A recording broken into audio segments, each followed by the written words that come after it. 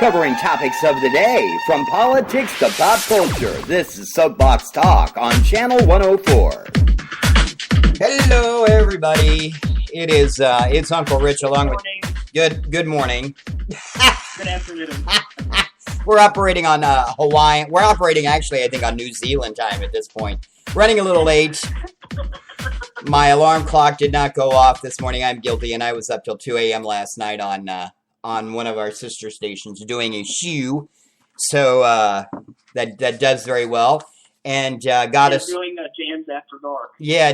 Jams, slow jams after dark with Uncle Rich. No, Saturday night house party on Jams 102 BLZ, which is our rhythmic adult hit station, playing throwbacks and jams. It's quite a fun format, and I enjoy doing it thoroughly. And Taylor, you helped launch that baby, and that got us over 20,000 listeners last night. I saw this morning that we finally got the 20,000. Yeah. So tomorrow on Buzz 101, we will be, or actually Tuesday on Buzz 101, we'll be throwing a party. Taylor has to shovel ice cream tomorrow, so better than shoveling snow. It's a weird shift too. I'm working 12 to 8. I don't know. Yeah, they show a lot of they throw a lot of weird shifts at you, I have to admit. Yeah, well, this is fine. This is only the second time I've worked the 12 to 8. Yeah. It is, like, the problem is usually when I work during the day, I'm usually off by 5 or 6, so it's not as, but, you know, when you're supposed to be leaving, you still have 3 hours to go when you work a shift like this. So it's kind of rough. So. Yeah, I know. So we want to thank our listeners. We launched back in March, the beginning of March, and... Well, it was the end of February, beginning of March. I think our first show was March 1st. Might have been, was it February 28th? Oh, it was. Okay. So February 20th. So 9 months, we pulled in 20,000, and that doesn't include our YouTube pages or anything like that, which are different numbers. But on Spreaker alone, we pulled in over 20,000 listens. And when we started, we were just going to start with a small little podcast. I think our original plan was to make it like an hour long. Yeah, it grew into 2 hours long, then turned into a country music format, and the launch of a successful, what we deem as a successful anyway, internet country music station. Made one of the worst decisions ever. And that was to hire Robin Karn. No, that was to hire Sneed. Yeah, well, you know, he's not here today. Thank goodness. Although he's probably listening, which means he'll probably come and harass us later. And so that turned into that, and then we got the idea. Taylor started this throwback show, and so we kind of every Thursday on the Gizmo Network, and so we decided that did fairly well. So we were like, what would it be like if we launched a throwback station? And there are a lot of throwback stations out there, so we wanted to kind of do something different. So we looked into some stuff and did a little research and landed on this throwback jams format. Yeah, and unfortunately, we couldn't play Stroking by Terrence Carter. We could, we couldn't play that on Buzz Country, so that's the whole reason that we created what was Throwback Jams, which became Jams 102, and now. And now we've started targeting our local market with that station too, with the legendary WBLZ call letters, which Taylor was way too little to remember that station, but it was around when you were tiny. And then I lived in Richmond, Kentucky at the time. Back in, but hey, I was listening to like Arrow 101.5. Yeah, 93. Yeah, and 93 automated. Well, that was Clint Black with Hold 'em, Fold 'em. I don't know. Again, I think of It's Your Love. You know, it was, and then what's... That was Tim McGraw and Faith Hill. Oh, that's right. That was Tim McGraw with Faith Hill. It's Your Love. Taylor Swift. K93. But that station's gone through a couple of changes since then. But boy, they were huge back in those days, and I remember that. They lost a lot of their audience. But I've noticed my family listens to it. I think. Yeah, everybody listened to K93, and it's weird how an automated station back in those days did so good, and then they had a competitor come along. They were forced to switch to a live format, and then In my original station that I worked at in Lexington, I worked at pretty much all the stations in Lexington, other than 96.9 Kiss FM. Right? Other than I worked at all of them. Other than K93, I'd never worked at K93, but it was the original country music station in Lexington, and it became Warm 103, and then I joined when it became Magic 103. And it was consulted by Mike McVeigh. That's how I got to know Mike McVeigh. And now Mike's with Cumulus, Senior VP of Programming. And I learned so much from him. Just a great friend, great guy. And and now they're launching their, the Nash format. Not to talk so much about, and I don't really consider them competitors because what they do is different than what we do. But should we land someday on a translator or on a signal, then they'll be competitors. But until that day, many, many, many friends in the radio industry, and Mike just was Mike McVeigh, and special shout out to Phil Brown. Phil Brown at GRR, yep, and so, 198. Hey, now that's not we don't want to talk too much about Warm 98. Coming up in a couple of weeks, by the way, something else we want to talk about is we're going to be targeting our first station at our home market. We actually are doing that somewhat with BLZ. But we're launching a new format on our Gizmo Media Stations page, and then we're expanding that beyond that in time. And this station is going to be unique, going to be different, and something that we know people in Cincinnati will like. I'm not saying that it's not going to be like top 40 hits. It might just be like rhythmic top 40 hits, or it could just be like country top 40 hits, although then it would compete with Buzz 101. We're not going to really say what the format is. We're going to keep you waiting, but we know just based on research and what we've looked at that this station is going to succeed. I think not only on the internet but through other avenues as well. Go ahead. What were you saying? It's hidden top secretly in Joe's Hello Kitty purse. But Joe listened to The River. I'm not sure that Joe. Kitty purse. What are you talking about? He has the details of the station in his Hello Kitty purse. Oh yes, he does. It's top. But it will be launching on December 26th. We'll have something special for you beginning at 5:00 on Christmas night, though, and then it'll be launching on December the 26th at 8 a.m. with Taylor in the morning, followed by I'll be doing a midday show that day. So make sure you tune in for the launch of a brand new radio station called The River. Rover will be doing overnight. Yeah, Rover. We had a lot of fun doing Rover on the show the other day, didn't we? Anyway, we got a couple of great topics to talk about today. We've got the Sandy Hook anniversary, which was Saturday. Yeah. We had a school shooting on Friday near Littleton, Colorado, part of the Littleton School District, which is in the same area as Columbine. I did find out Columbine was in a different school district, but it's in Littleton, Colorado, and this school was in the Littleton School District, but apparently Columbine's part of the Jefferson County, Colorado School District. Weird sentence handed down by a judge this week in the wonderful state of Texas. You know how they are about Texas justice. I think I haven't. The wonderful state of Texas with their hard justice. They're so hardcore with their justice. Why does this sentence have so many people outraged? We're going to talk about that. Demi Lovato comes clean, and it's Who Day in Cincinnati or Boo Day in Pittsburgh. We'll highlight today's Bengals game. It's all coming up. It is the very special edition of the Soapbox late afternoon edition with Uncle Rich and Taylor. More coming up. This is the all-new Soapbox. I can't say it. Soapbox Talks channel. Boy, that's a mouthful. 104. Stay close.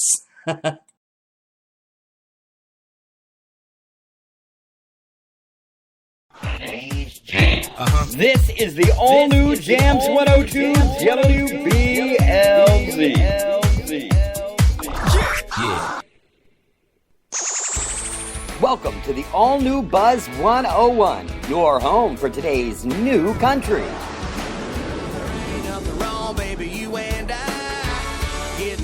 This is the Buzz.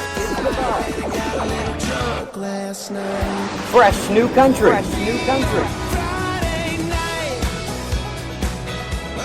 This is America's favorite music. This is the all-new Buzz 101. Get on your soapbox and tell us what you think. This is the Soapbox Talk Channel 104. Welcome back. It is Soapbox Talk Sunday afternoon. I am Uncle Rich along with Taylor, tackling pop culture, political issues, sports issues, whatever is going on in the day. It's what we talk about. We do it for you every Sunday right here on our new Soapbox Channel 104, which we'll be doing a lot more with in the future too. So that's kind of an added format too that we really haven't spoken too much about, but eventually we're going to let our listeners kind of take control of Soapbox Talk. So that's down the road a little bit. So stay close for all the details on that. Anyway, topic number. Throughout the entire show, if you have anything to say to sound off on our topics, let us know on our Facebook pages or Twitter pages. Facebook, of course, Jams 102 and the new Buzz 101, as well on Twitter at Rich on Radio and at K on Radio. Yes, and we'll have a Soapbox Talk Twitter page up for you very soon, as well as hopefully a Facebook page. We'll put Taylor Parks in charge of that one. Anyway, wanted to talk for a moment, for a few minutes anyway, about the anniversary of Sandy Hook. This tragedy happened a year ago yesterday. And while many people would think that a shooting, such a mass shooting by a mentally ill patient would create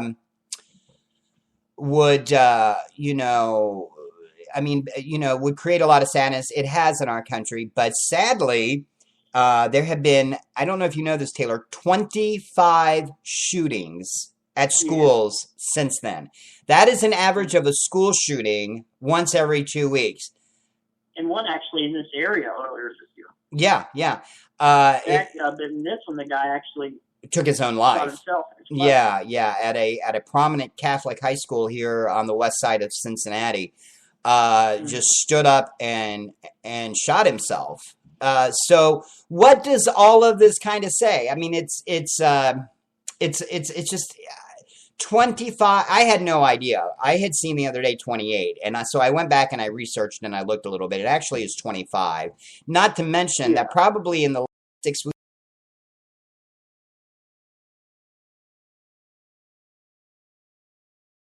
And with news on that topic. We had the situation in Connecticut a few months, not even a few months ago, like 6 weeks ago. We've just not to mention the Boston bombing. Not to mention the Boston bombing earlier this year. But I think those, as serious as those are, and as deadly and tragic and terrible as those are, those speak to a different volume than what we're speaking about with school shootings, because these school shootings so often involve students. What has happened to our culture?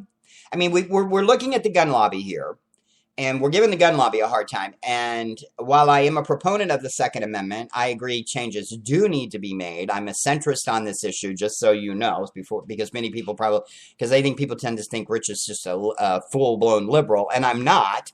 I'm a fiscal conservative and I'm a centrist, but I have a lot of issues with a lot of other, I'm more liberal on social issues and things like that. But what has happened in our culture that is allowing, are these kids seeing these stories and then like, okay, well, I'm going to have my 15 minutes of fame? I don't think it's that,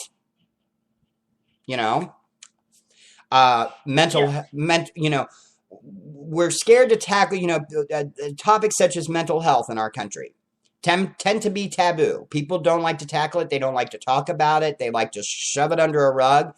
But let's take a look. Paul Lanza in the Sandy Hook case, obviously.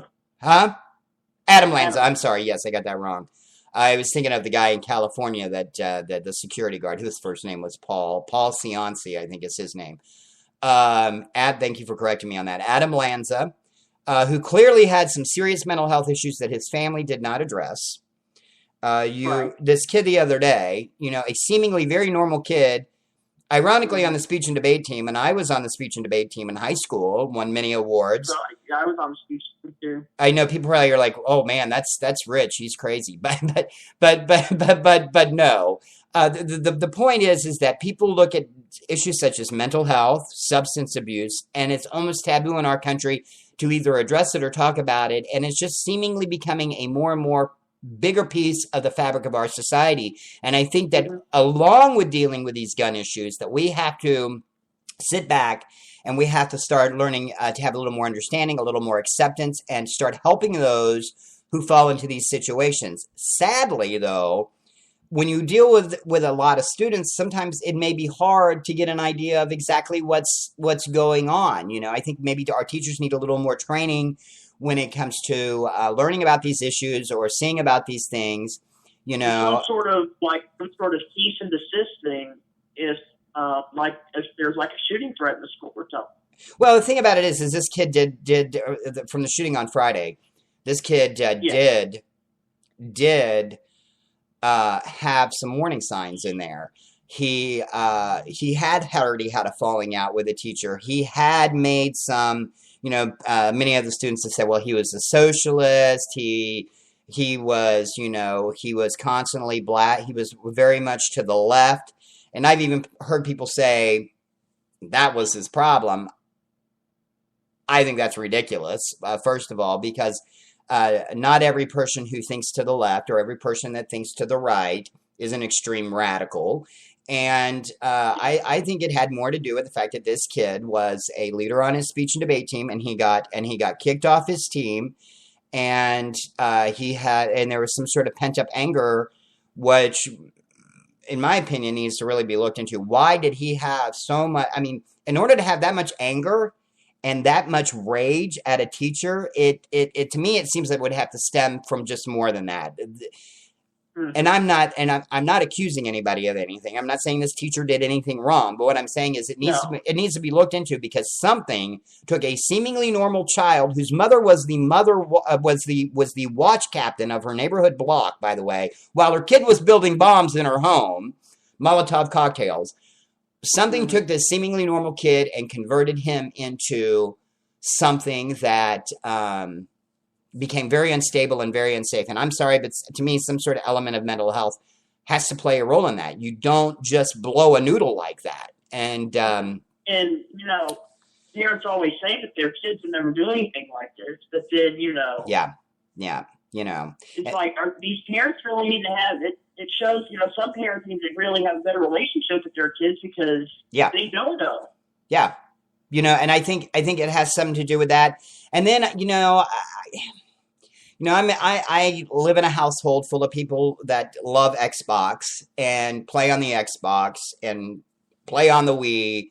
And I sit here sometimes and, to be honest, I have two seemingly great nephews that I live with who play on the Xbox. And we have talked many times in this house about the effects of some of these games, such as Grand Theft Auto. Do they really desensitize kids, or do parents sit down and have a frank discussion, which is more the case here, where I'm at, where we sit down and say, this is not real life. These are not the types of things that you do, because kids are going to be exposed to that stuff anyway, whether they're at home or whether they're at their friend's house. There's going to be Grand Theft Auto. There are going to be games like that. So how do you take that and how do you deal with that? Because I think that it has the probability to desensitize kids. It's kind of like guns. People say, well, I think it's more.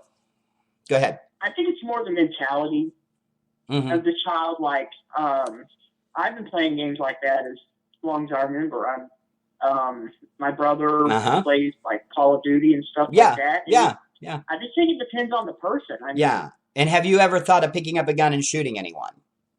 No, and I don't think my brother has either.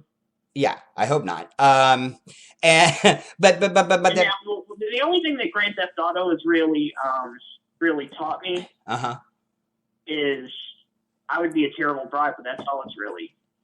It's taught you what? That you would be a terrible what? Driver. Terrible driver. Yes. Well, I don't know about that, but nonetheless, I'm not good at those things either, but I've never gotten an Xbox. I've played Wii, but I've never got on an Xbox. I've never played a game. And there does, to me, seem to be some sort of difference. You know, when I was a kid, my parents would always say, well, when I was growing up, blah, blah, blah, you know, we walked a mile in the snow and we didn't take a bus to school. We walked. And I used to think, oh, that's just bull crap. And then I take a look back at when I was growing up in the 80s, and I take a look at that, and you know, some of those things that I see what my parents were kind of talking about back then, because there was a different time. We went outside and we played. The closest thing to, and we joke about it, my friends and I, the closest thing that we had to an Xbox was an Atari, and you talk about primitive, or a Nintendo. That was you know, those were the types of things, and our parents never let us play on those things for an extended period of time. They just didn't. You went outside, you played, you did chores, you had responsibilities. Things do seem a little different in regard to that, to me, in this day and age, and I think that it could be seemingly a growing part of our problem. What I'm most concerned about, and I do want to get just to this real quick before we head to break and we come back with another conversation about another teenager who killed 4 people. What I do want to talk about real quick, though, is the desensitization of the American people to events like this. 5-10 years ago, if a student would have been shot in a school, it would have been on ABC, CBS, NBC, CNN, Fox News, as much as I discount them, and MSNBC. I also discount them a lot because I don't think news organizations should tailor news to a certain angle, whether it's to the right or to the left. Just coming from a journalism background in college, I kind of have an issue with that myself as someone who knows a little bit about that. But it's how they make money, and that's what's important, right? Making money. Values mean nothing. It's about making money. Anybody that knows, well, I'm not going to get on the big Fox kick, but just so you know, this man who runs this network doesn't just run right-winged networks in England. He has left-wing newspapers and left-wing news stations. So this guy does it for money.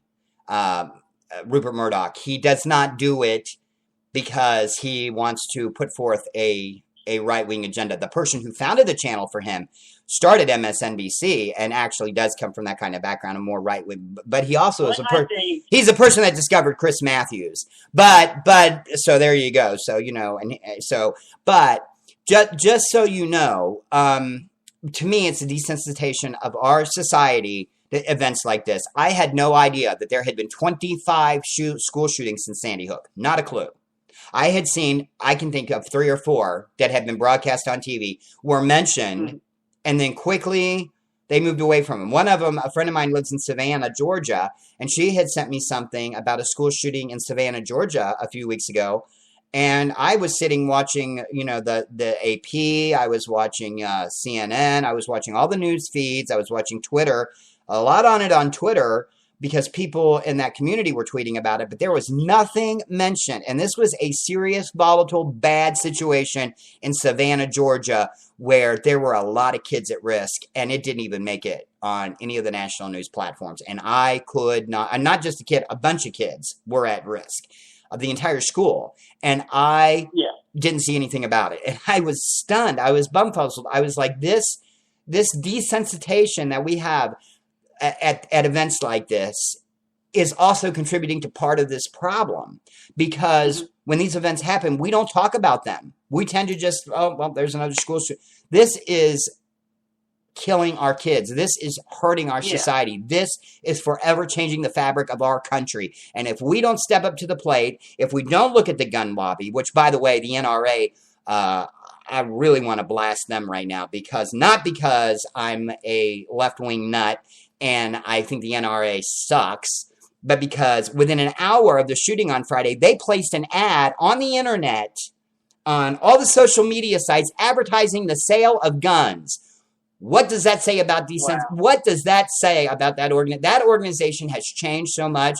It used to be a respected organization, an organization even I respected. I have no respect for them at this point. Their way of thinking, guns are not the problem. Excuse me, guns are the part of the problem. How can you not say kids are taking guns to schools, and they're shooting people? Let's put more guns out there. Let's give a teacher a gun. Okay, let's give a teacher a gun to accidentally lay down somewhere or get tackled by a student, so that student pulls out that gun and then shoots up an entire room. Let's put the very thing that is killing people right there in the center of the situation. Let's put it there so that it's more available to kids. And that's what the situation would be. Those kids would have more availability to guns if you put them in the schools. Now, I'm not saying you can't have an armed guard. I'm not saying that you can't have a person in law enforcement carrying a gun. Certainly, that's a different situation. But when you go and you put these guns in the hands of a lot of different people, and a lot of different people start thinking different things about guns, and their training is different, and blah blah blah blah blah blah blah, you run the risk of more people getting hurt. And that's my feeling. I don't know how you feel about it, but I think to put guns in school is stupid. Extremely stupid. That it seems like only the school. I'm not trying to offend anybody here, but it seems like the only schools where they have guards are the ones inner city schools. Like I remember my sister went to the School for Creative and Performing Arts. They had guards there at the building. And I think it's extremely dumb that they don't look at the schools out of the inner city and say, yes, they need guards too. Yeah. I think that it's a sad situation when your sister lived in New York City. I remember her talking about having to go through, we're talking about Danny, having to go through gun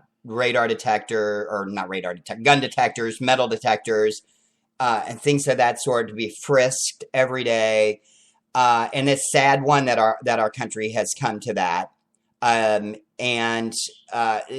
that's a sad thing that it's only, but I mean, why not even just put like some sort of hidden metal detector as kids walk through the school? Yeah. Why not lock the doors and only give responsible people that should have access to the school cards that they slide through, a parent? Or I can tell you that my nephews, when you go to pick them up from school, that the doors are always locked, always, and that you have to have an ID before you even come in the school. They have to know who you are before you even walk into that school. Yeah, I know. I'm at St. William in Cincinnati, and they have a buzzer system where if you walk up to the door, you have to actually push a button, and they have to see you through a little screen in the office. They have to see, but I'm not sure that that's foolproof. My mom's daycare center. Yeah. They had this system where when a parent comes to pick their kid up, they have to actually punch in a number. Have a code. On the screen. I think that's awesome. Screen outside the door. Yeah. In order for them to be buzzed in. Yeah. That is true, and I think that's a good method. That needs to be at every single school across the United States. And I know that the school district that I went to, and I was blessed to go to the Oak Hills Local Schools, which is one of the finest school districts in the state of Ohio. Always has very high test scores, and always is kind of the forefront on education. Such a good school that a few years ago, their principal lived in L.A., lived in Los Angeles, and flew back and forth during the week because he had a child that was an actor. I mean, when you're a caliber of that school, but Oak Hills High School is a huge high school. I think it's the second largest in the state of Ohio now, and but it's a suburban school, and it's an excellent school. But I know they put in place a very sophisticated system to protect their kids. And you know what? If that's what you have to do, that's what you have to do. I'm all for it. I'm so concerned about so many things. Should mandate that for every school. Some sort of system. Yeah, I don't think you can go and it's only allow students and parents in, and also have some sort of system to detect any kind of guns or weapons. I think the U.S. government needs to do more about controlling that guns don't get into the wrong hands. And and I'm not saying you shouldn't have a gun to go hunting with. That's not what I'm saying. I'm not saying you shouldn't have a gun to protect yourself. But the way that like if you go to a gun show, you can buy a gun in many states without anything, maybe an ID, without anything. There is no background. Not every gun that is purchased in our country is done so with a background check that looks at a person's criminal history and their mental health history. Not to mention any other factors that may come into it. Many people can just buy. You can buy guns on the street because they're so available. There's so many of them. Yeah. We have to do a better job in this country of mandating who gets a gun and that they fall into the right hands. I would personally never own a gun. I'm not that kind of person. But if you want to have a gun, the Second Amendment is there for a reason, and I will agree with that. Gabby Giffords is a big gun supporter, and she was almost killed and had staff members killed by a gun. But she is on the same, but she's still on the same page that more has to be done. Much more has to be done. And you know what? If we can sit down and work out a budget, finally, in this country, between our congressional and our Senate leaders, if we can sit down and do that, then why the hell can't we sit down and come up with something that's going to protect our kids, going to protect our families, going to protect this senseless killing from going on anymore? And we talked 8 minutes over on this topic, but you know what? So be it. And you made a comment earlier about you don't want to offend anybody's opinions. The way I look at it, look, we don't have to agree. This certainly is about dialogue, but I'm not going to sit here and worry about saying something that's going to make somebody mad or angry at me. Because if you're going to, you want to get mad or angry at me, that's perfectly fine. This is a show about getting on your soapbox and addressing issues of the day, pop culture issues, and so much more. Everything. And so, and anybody that would like to comment on the whole topic of gun, etc., feel free to comment. We might read your comments on the air on our Facebook pages and our Twitter pages at K on Radio, at Rich on Radio, and soon, and Buzz 101, James 102. Right, and just so you know, soon you'll be able to. We might extend the show a few minutes today. Soon you will be able to actually go online and leave us a voice, a comment on what we're saying, and we can put that on the Soapbox channel. So that's, and eventually we're going to work in callers to this as well. We have a lot of plans with it. It's a slow process, but this is a start. It's Soapbox Talk. More is coming up on the new Buzz 101. Stay close. I'm sorry, Soapbox Channel 104. I'm on the wrong frequency right now. That's not a good thing. More coming up. Welcome to the all-new Buzz 101, your home for today's new country.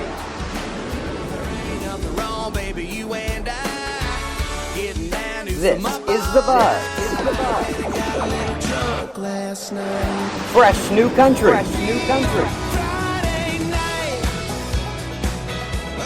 This is America's favorite music.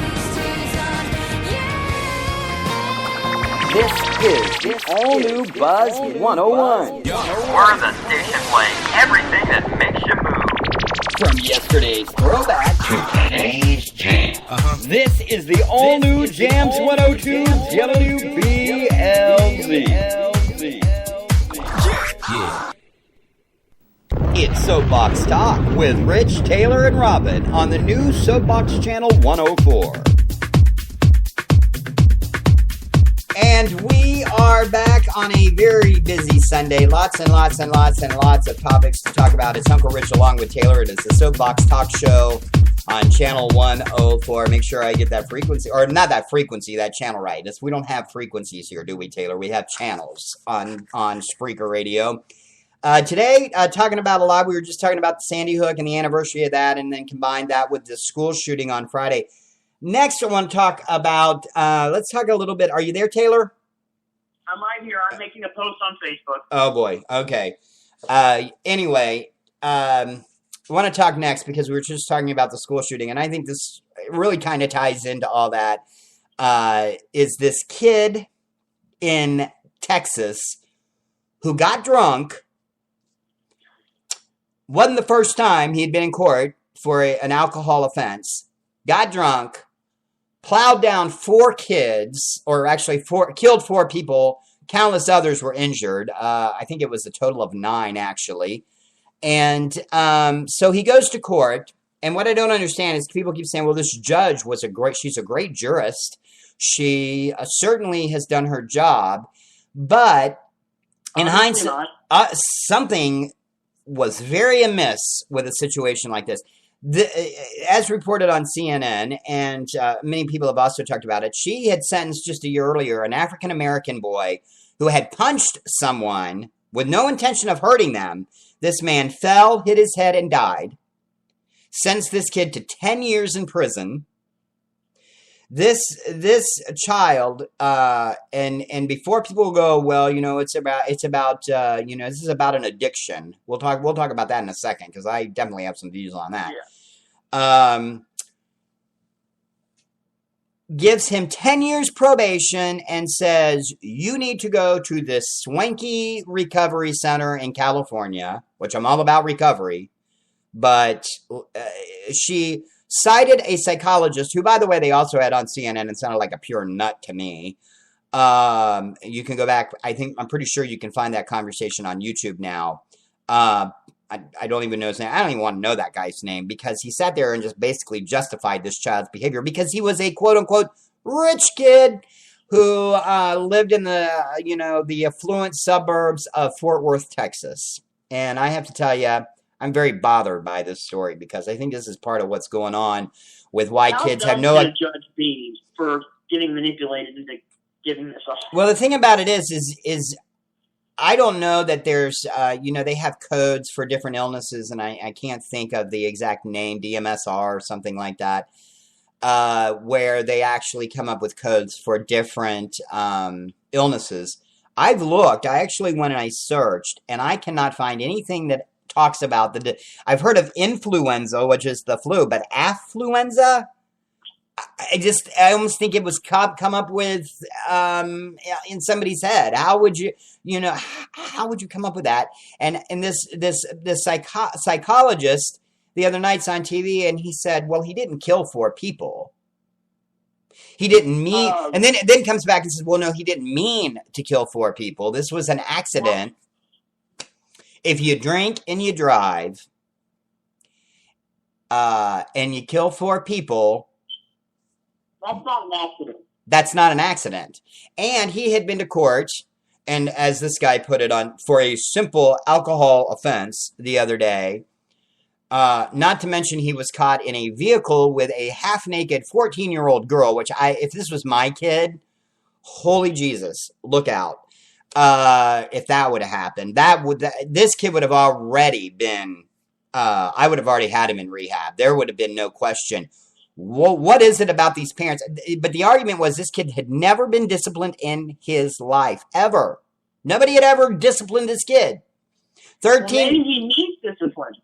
Yes, he needs discipline. He needs jail. He needs to go and he needs to sit. He needs more than a kick in the ass. He needs jail. He needs the penal system. He needs to be locked up in a 8 by 10 foot cell, look at 4 walls all day, and sit and think and think and think. And then in the juvenile justice system in this country, it is about rehabilitation, and it should be.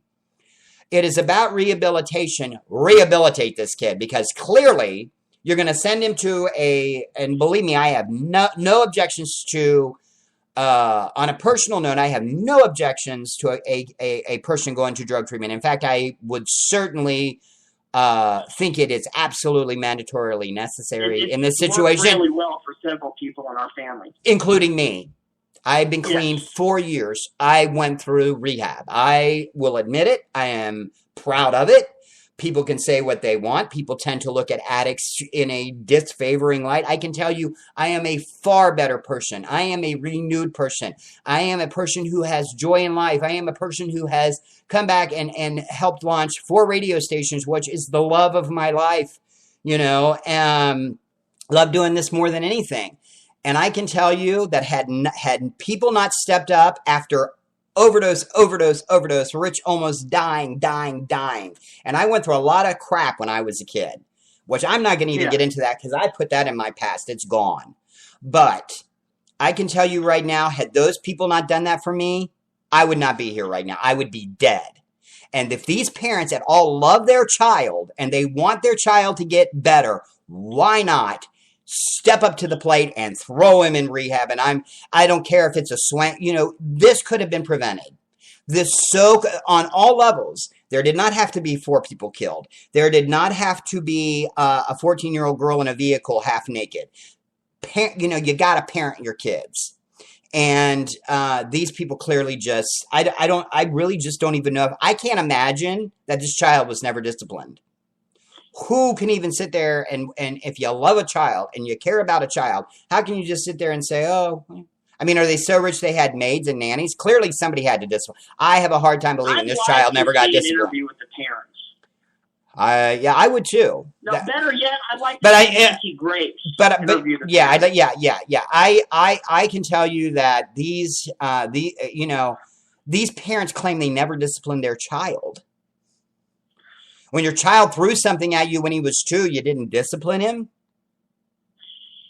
I can tell you right now, when little Avery throws something at me or something at the wall or something at glass, and I've had him, I've disciplined him.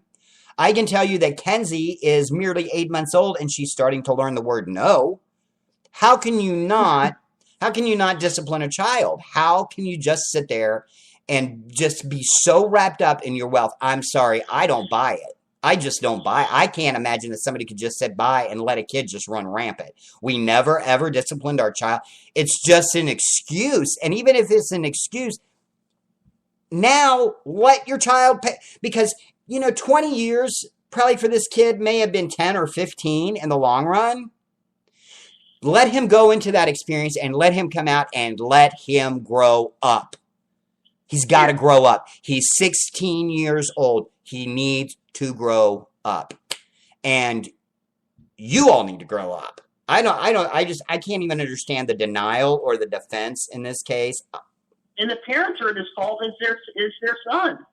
It makes me wonder if the parents don't come from some sort of substance abuse issue. If there was some sort of enabling behavior. Mom and dad drink, therefore, okay, well, we'll just let him drink. I mean, I have seen and know of situations like that in the past with other people. Luckily for me, I can't ever say I never enabled somebody's drug use. When I was using, I can certainly say I did. No telling. Everybody knows I work at UDF. No telling how many parents come in and buy alcohol for their kids. Yeah. No telling. Yeah.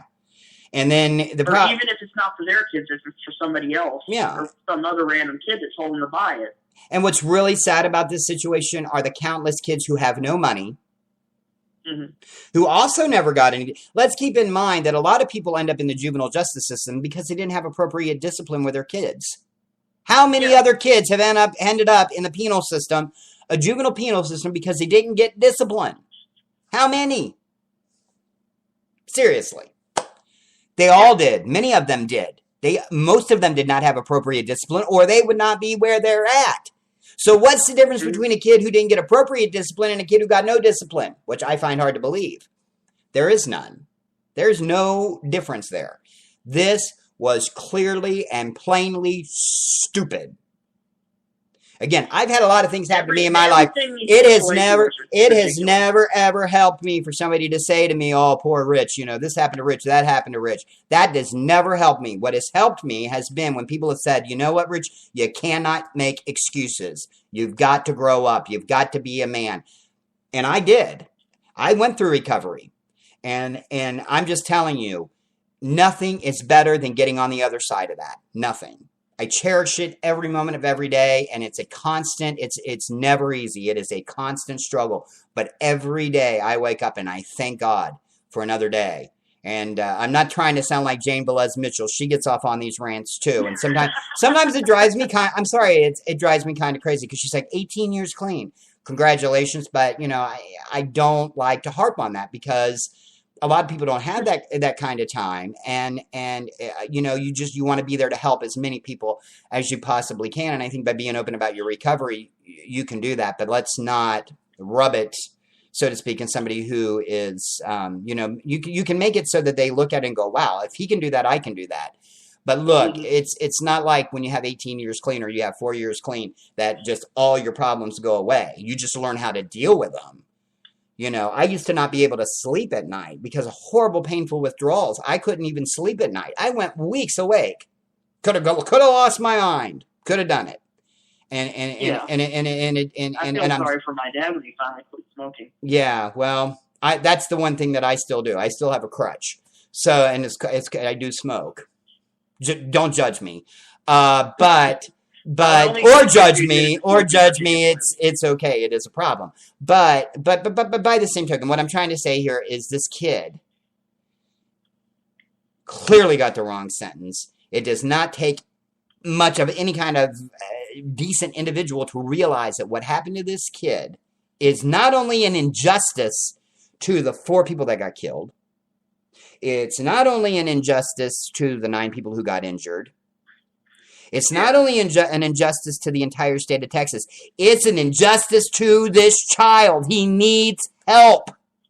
And he needs hard, realistic, in-your-face, you're going to jail help. That is what that kid needs. And that judge, by giving that kid that sentence, harmed him more than she will ever have helped him, and he will be back in jail. I don't even think he's going to make it. I think he's going to go to this treatment center. Something's going to happen. And look, I looked at swanky treatment centers when I got clean. I did. I wanted to go to one. I had one picked out in New Mexico that I was going to go to. I ended up going to a 14-day recovery program at 4 years clean. I had some issues right after that, but eventually I got clean. Look, this kid, and I should preface that, I almost have 4 years clean. I'm still 2 months away from that. But, because I want to be honest. I want to be honest about it. You know, it's close to that, but you can't, you know, it's a day to day, 1 day at a time thing.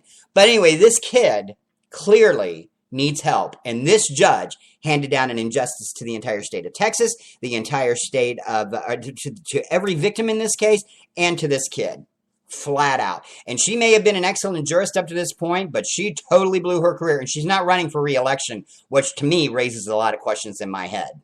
Was this a payoff? Was this, what was it? What allowed this judge to just seemingly completely, a judge who has been tough on crime, as she should be, suddenly just back down and be like, forget about it. I don't know. But it's disturbing at best, and wow. I really got up on my soapbox on that one. But I don't know. How do you feel about this, Taylor? I mean, as someone who's younger, 23 years old, as opposed to, you know, the few extra years that I have on you. Laugh. What are your thoughts on it? I think I pretty much summed it up. I think she needs a kick in the ass, or maybe even more. Yeah, I mean, she's just this lady. I'm gonna take a few words from the Ancient Grace Dictionary and say that he needs to be waterboarded. Well, he needs to be, you know, I laugh about it on the Big Show. I don't necessarily believe in waterboarding, but he needs something. He needs a good, swift kick somewhere, and and I mean, it's just absolutely, positively sad, and it just breaks my heart to think of the poor people who are victims in this case and their families. And good for the family that filed the $20 million lawsuit on this kid, because it's just crazy. It's just crazy. Anyway, it is the big Soapbox Show. On Soapbox Channel 104, we have much more coming up.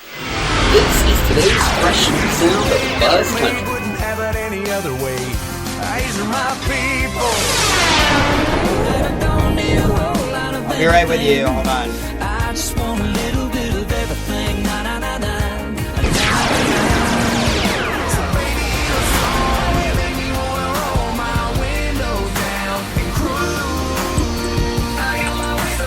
This is the fresh new sound of today's Buzz Country. We're the station playing yesterday's throwbacks and today's jam. This is the new Jams 102 WBLZ. Hello. It's your conversation. Get on your soapbox and tell us what you think. This is the Soapbox Talk Channel 104. Oh man, I left my mic on, so you probably heard me. You probably heard a little bit of what happens in the background. Oh, Taylor, what am I going to do with myself today? Are you there? Taylor? Yes, I'm here. Oh, okay. Did you hear me? I'm reading about the. I left my mic on. Season of Survivor, which I will mention on tomorrow's show. What was that? New twist rumored for next season of Survivor, and I will have the details on tomorrow's show. Oh, I'm wondering why you're not so loud. Let me move. Let me on Tuesday's show. Yeah, let me move things around a little bit here, so people can hear you just a little bit better. We're just now moving to topic number 3.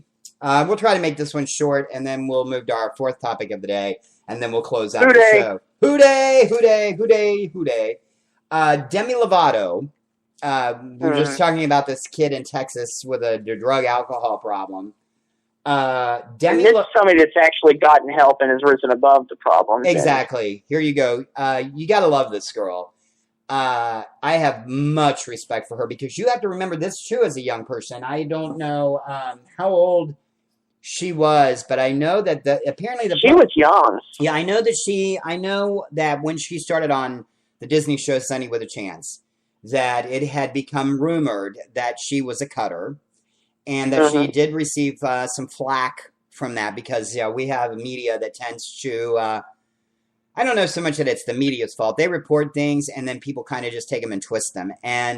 But apparently she was bullied quite a bit in school, and she grew up with another Disney star who has made it big, Selena Gomez, best friends growing up.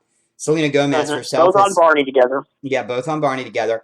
I wonder if Robin knows that. I'm sure she does. Robin knows all the Barney stars. Hi, Robin. Hi, Robin. We tried to get a hold of you, Robin. We have talked to our co-host, by the way, and she's fine. She'll be back on the show tomorrow on Buzz 10 or Tuesday on Buzz 101. We'll have a music show tomorrow. But anyway. Let's chat a little bit about this situation as opposed to the situation with this kid in Texas. Demi Lovato not only tackled at one time cutting on herself. Eating disorder. Yes, an eating disorder, cutting herself, and substance abuse all at one time. You have got to give some kudos not only to Demi, but in a Hollywood-filled world where drugs are so much part of the scene, a girl who's look at for instance, Corey Monteith and Whitney Houston. Yeah, and many others. But parents and people who were working with her that cared enough to step up and step in and do the right thing, and definitely, and they did that. And she clearly has risen above that. She is now on the X Factor, not one of my favorite shows. But personally, I love her. I love her as a coach. Restless Road was sent home Thursday night. Who was? Restless Road. Oh, I didn't see that. Yeah, I had it taped and I hadn't seen that. Thank God. Those guys were I thought you said you weren't going to watch it anymore. Well, I watched it on the DVR, but I won't tell anybody. But I did not know they got eliminated. And they were, those guys, as someone who has listened to and helped foster music careers, those guys were horrible. They were the worst. What about Carlito though? Carlito's much worse. He is worse, and he's still there. I hope he doesn't. Well, win. Here's the thing: he's got the girl swag thing going on. That's what the X Factor. I don't think that'll help him. Well, it has helped him so far because let's face it, the guy has been awful through the whole thing. Awful. And so is his coach. I will say this, Alex and Sierra. Mm-hmm. I love them. Past 2 weeks, their songs have been #1 on iTunes. Yeah, they're great. Everybody loves them. And I'm hoping they win. Throughout online and everything, the only 2 people that people are actually talking about are Jeff and Alex and Sierra, so it's not looking good for Carlito. Yeah, I don't think so. And I like Jeff a lot, too, and he was in the competition last year. But anyway, coming back to Demi Lovato, blue hair and all. She is just an amazing example of what a person can become. And here's the thing. Role models. You have someone like Joe Jonas who comes out and said the first 2 people that I smoked marijuana with were Demi Lovato and Miley Cyrus. Clearly, culture issue there some sort of issue there at Disney. Not surprised. Come to think of it, I think he's the reason the Jonas Brothers broke up. I have thought about that, and I think he is, because I think that they wanted to keep this under the rug, and there have been lots of rumors about Nick Jonas too. I mean, and these are kids who come from a kind of like the whole Jessica Simpson thing. They come from a background where their father is a minister in a very conservative religious sect, Assembly of God, and they grew up in the Hollywood spotlight, doing things that seemingly were disadvantageous to what that faith may think. They clearly not what people would this is typically a faith where women wear dresses. It's kind of a submissive type of how they ended up in this, I don't know. But clearly they had issues that, they had these purity rings that they were supposed to have worn. They've all come out basically and said none of it was true. None of them made it beyond, I think, their 20th birthday with their purity ring and still wore it. So, these parents clearly fostered one lifestyle and then were kind of living another. Or you can just, I've had friends whose parents were ministers and they have been somewhat rebellious, or just, there's always this thing about the pastor's kid, and, then I've seen other kids kind of rise above it and go on to like ministry themselves. Whatever it is, this Jonas family thing just clearly seems to be, one of them married pretty young. The other one has admitted... Well, Kevin's the oldest. Yeah, Kevin's the oldest, but he's still married young. I think he was 20 when he got married.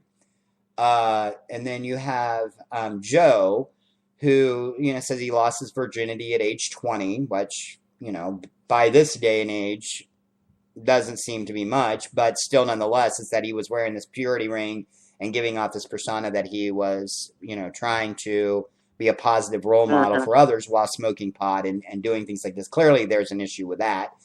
And then you have someone like Demi Lovato, and you have to, I respect Joe Jonas for what he's done, because basically he's come out and said, I want people to be aware of these issues. These things do go on. And, and it's kind of a wake up call for parents to know what's going on with your kids. What I find, a lot of your parents like, oh, my kids will never do that. What I find really awesome and not so awesome about this situation is that you have someone like Demi Lovato who makes no public comment on it, but does come forward and say, yes, I struggled with substance abuses, which I had heard through the radio grapevine, that was the case, that she was also in a treatment center for substance abuse, something I never talked about, in addition to these other issues. And then you have someone like Miley Cyrus, who has denied smoking marijuana despite being caught on video on YouTube doing it. On TV in Amsterdam. And on TV in Amsterdam, kind of like Justin Bieber. There you go. There's the connection. Smoking marijuana. Smoking marijuana. Well, say what you will about marijuana. It's a gateway drug. It can lead to using other substances. But she lies about it. And then this whole Demi Lovato, Joe Jonas thing comes out. She does the whole thing with Robin Thicke. And she's an adult, don't get me wrong. And some people in many ways say Miley is brilliant for what she's doing. And I can't completely disagree with that. It's, there's a thing. There's a statement. There's no such thing as bad publicity. It's how you rise above it. But this girl, clearly, then I think of the giant kitty cat. I mean, she clearly is on a completely different page than what Joe Jonas or Demi Lovato might be. And being honest about these things.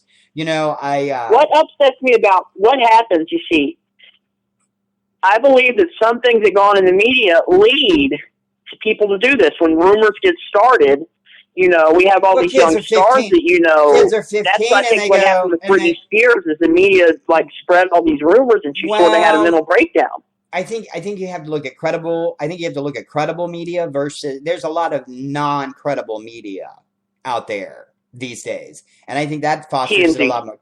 Yeah, well, don't get us sued, but yeah, or Wikipedia is another one. Everybody thinks Wikipedia is such a great source. Not such a good source.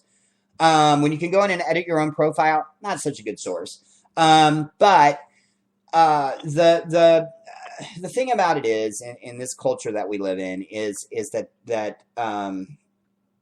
these kids, see this stuff and they hear this stuff, and no matter how they see it or how they view it, they're like, "Oh, Miley Cyrus smoked pot when she was 15." You need someone like Demi Lovato or Joe Jonas to step up and go, "Yeah, I did it, and it probably was not the smartest move that I could make.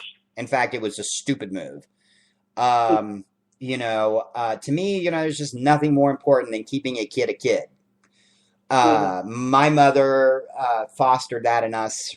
This week was the 22nd anniversary of the loss of my mother. She fostered that in us very, very much. I can remember my mom once at like 23, 24 years old. She was like 20, and she was swinging on a swing. And we had just moved to Kentucky from California, and I was like, "Mom, you're embarrassing me." And her conversation with me was very swift, and it went on something like this: "You will never kill my inner child. Don't tell me I'm embarrassing you because I'm swinging on a swing."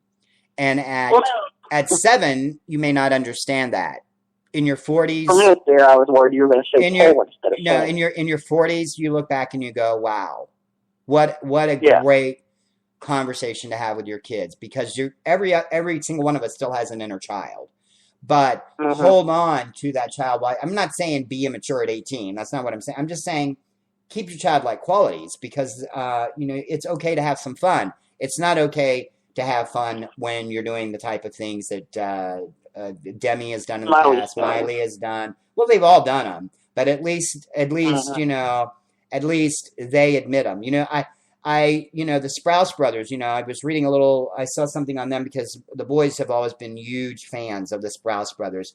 I don't know if it made much of a difference the fact that their parents were teachers, but they seemingly seem to have grown up completely. They want nothing to do at this point with stardom.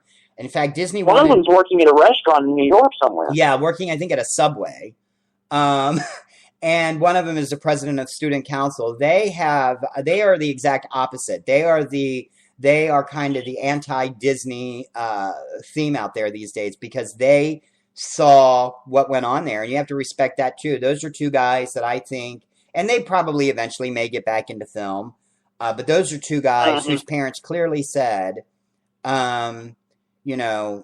these types of behaviors won't be tolerated. Their parents were clearly very involved in their lives, and they've noted that, and they've said that, and just hearing and knowing what I know about those two young men is that they're at New York University. Their parents were teachers. They were raised in a different kind of environment.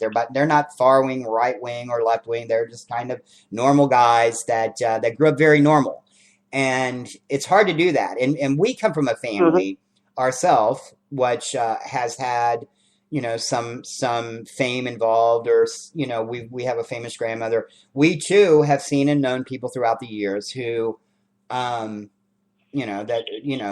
we've seen some very dangerous things happen, and you just have to step up, and that's why I'm honest about my recovery, because look, I don't care if people don't like me. I care about reaching out and helping that one person out there who needs help. I am not concerned with anybody who may say, "Oh, he was a drug addict." I'm more concerned with helping others, and that's just who I am. So, but there's a stigma in our society about it, and this all kind of comes full circle, Taylor, right back to the original start of this show, talking about Sandy Hook. These teen issues, these things with kids, just seem to be hurting our society, and it's nice to actually see a couple of kids, aka Demi Lovato, aka Joe Jonas, step up and do the right thing. And I'm not. The thing about Joe Jonas is he still says he smokes marijuana sometimes. At least he's honest about it. In recovery, they say the only thing you have to do to come to a recovery program or a 12-step program is have the willingness to stop drinking if it's AA, or using drugs if it's NA. Or there are people who are alcoholics in NA, and there are people who are drug addicts in AA. I know people within those organizations that aren't so fond of each other. I personally don't give a damn, because I'm like, look, if you get somebody clean and you can help somebody and you can make them better and get them to move on with their life and get them to put down whatever they're using, more power to you, whatever it takes. And so, but you have to have some respect for those kids. Clearly they've learned they've learned some things. So anyway, we've got one more topic to talk about, and it is the impending game, Bengals versus the Steelers. It's Who Day in the Natty, Boo Day in Pittsburgh. We'll talk more about it here in just a couple of minutes. You're listening to Soapbox Talk on Gizmo Media Stations Channel 104. Buzz Country. Wouldn't have it any other way. These are my people. I don't need a whole lot of anything. I just want a little bit of everything. Na na na na. It's a radio song. It make me wanna roll my windows down and cruise. I got my windows down. This is the fresh new sound of today's Buzz Country. Buzz Country. We're the station playing yesterday's throwbacks and today's jam. This is the new Jams 102 WBLZ. Rich, Taylor, and Robin on the new Soapbox Channel 104. Okay.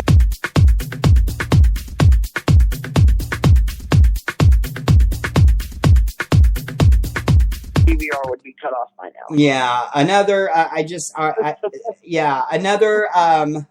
Yes. Well, it's not, and we have a 2 hour. We actually have a 3 hour span. We could actually go 3 hours, and we would be fine. Yeah, so you can still rewind.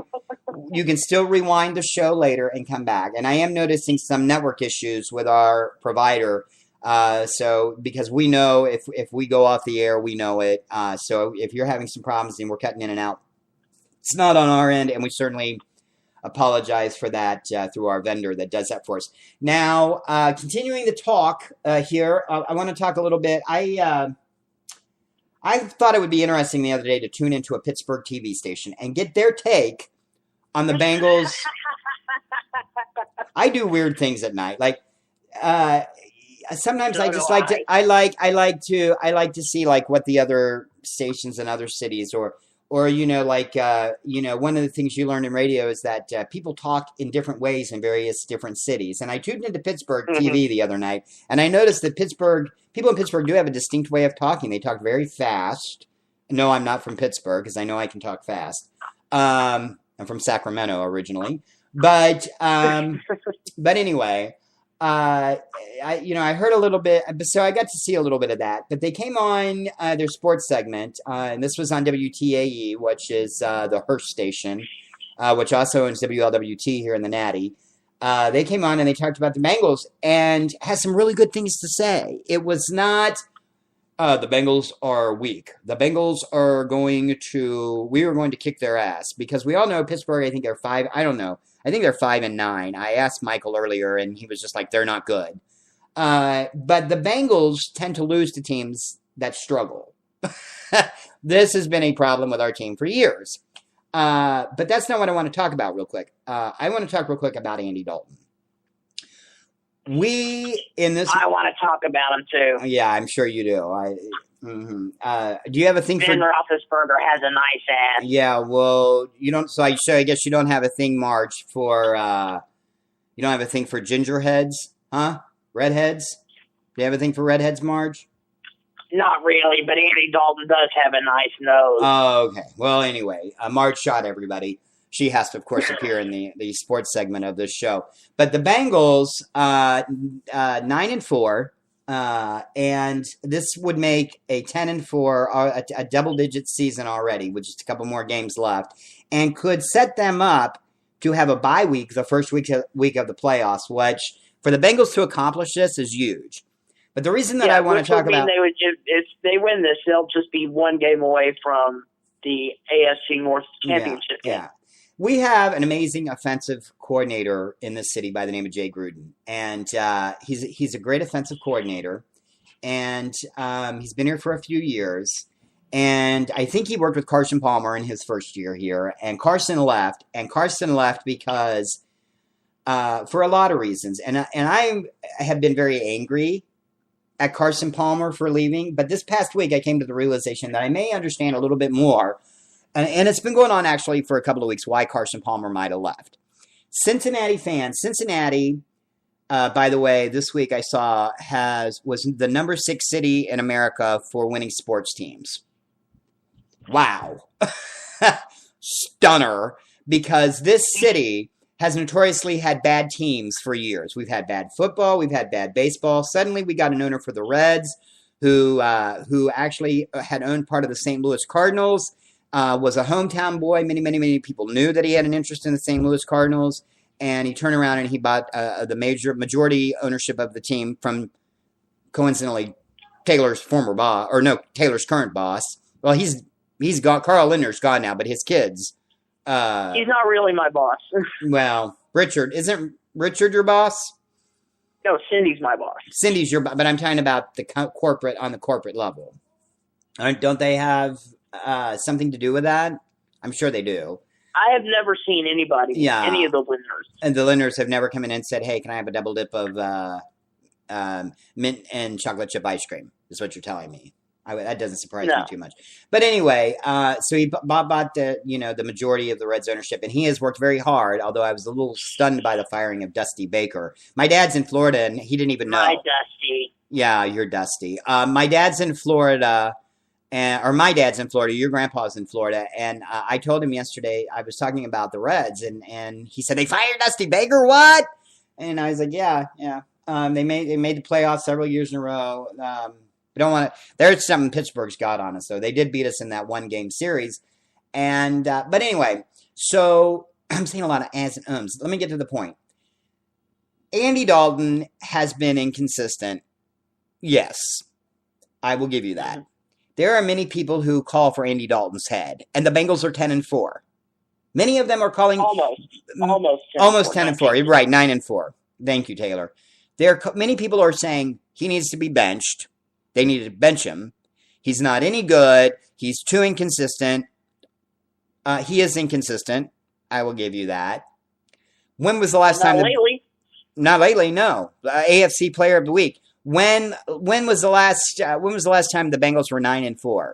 You cannot have a bad 1989. Yeah, a 1989. Horrible. I don't know what their record was in 90, but I think 89. I think you're correct. To have a team that is 9-4, that is about to go in with a bye week in the playoffs, and half the sports fans in this town want him fired.